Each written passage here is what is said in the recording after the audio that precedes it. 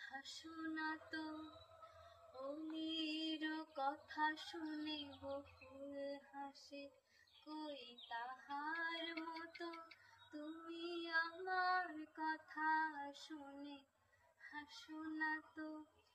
ধরার ধুলিতে যে ফাগুন আসে, কই তাহার